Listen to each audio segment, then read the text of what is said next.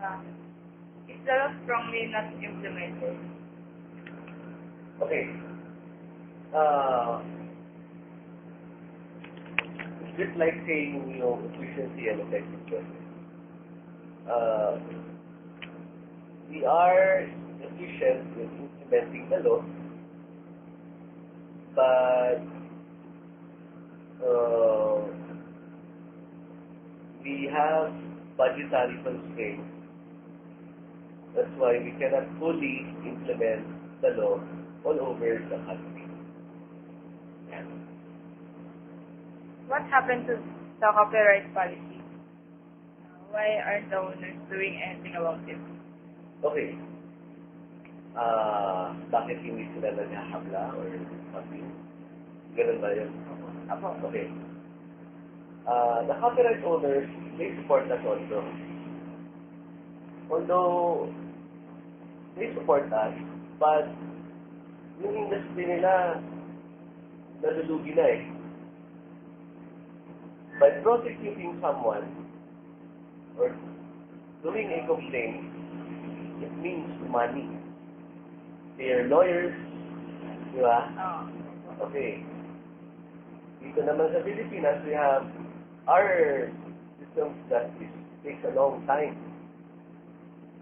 So magbabayad ka na ng lawyers mo, magbabayad ka pa ng storage fees mo for your evidence warehouse, so mas lalo ka nang nalugi. Which is why, probably, again, criminal prosecution initiated by stakeholders is not that strong dito sa Pilipinas. Kasi lugi na sila eh.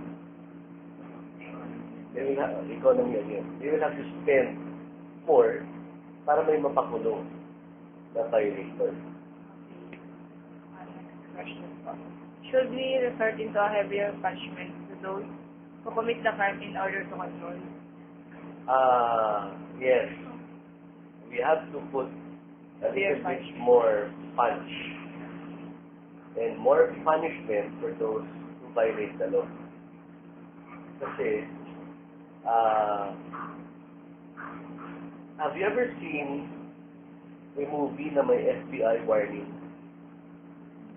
Diba? Dito po. Video, Dito po. may FBI warning. $250,000 fine. Hindi po po. See that? Parang sa screen na subukan na rin. No, doon sa mga video na pinapanood nyo, yung mga DVDs, meron yan eh. Wala.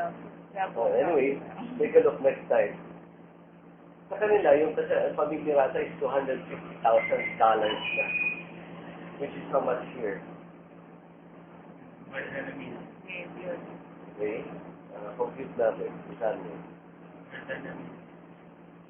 How much? Sure, yeah. More than this. 250,000, 1, 2, 3, times. 4? Then. Lagyan natin sa 40. Fine. Oh, that's, that's more than 10 million pesos. Dito sa Pilipinas, the highest that you get is 6 years imprisonment and 1.5 million fine. Hindi, Kaya. as compared to dun sa kasalanan na ginawa mo. Thank you. Yeah. Supposedly, ang pamimirata pwede ng heinous crime because you destroy the economy. Yeah. You destroy the morals of the people. Yeah. The morals. Kasi they don't care about quality and they don't care about the things that they copy. Kaya yung mga porno material, kopya ka lang ng kopya, kopirata. You wouldn't even care. Okay. Is there other government institutions that authority has? Control the... Fire. Okay. Yes, it's, yun nga, the Intellectual Property Office of the Philippines administers the IP code, and then all other law enforcement agencies, just like us, they have their own IP enforcement unit. like the NBI and the PNP. You have the Bureau of Customs, meron din. And other law enforcement agencies. They have ITU enforcing anti-piracy laws.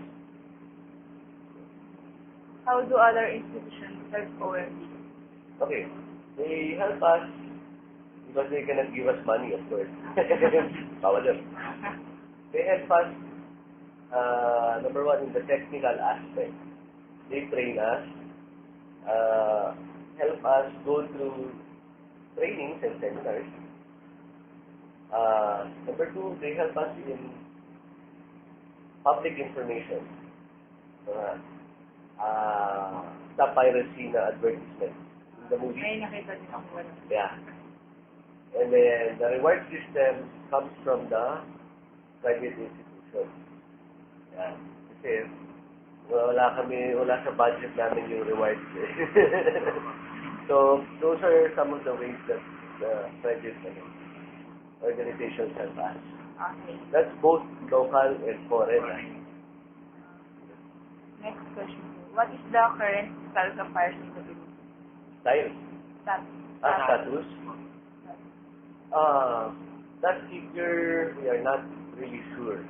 Kasi, What we're sure about is all the major key cities in the Philippines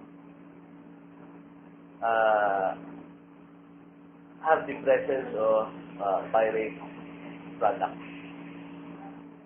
Matanong niyo bakit?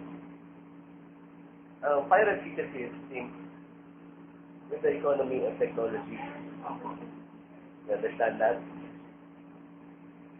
Si Mang Igorot, mga igorot. wala pa naman silang developing cities masyado, towns. So they do not have masyadong trade with other provinces. So wala pa silang access sa mga DVD players. Yeah. But what I can say is status of piracy. Almost all the PCTs have the presence of pirate products. Except that, piracy here in the Philippines is still low compared to other countries.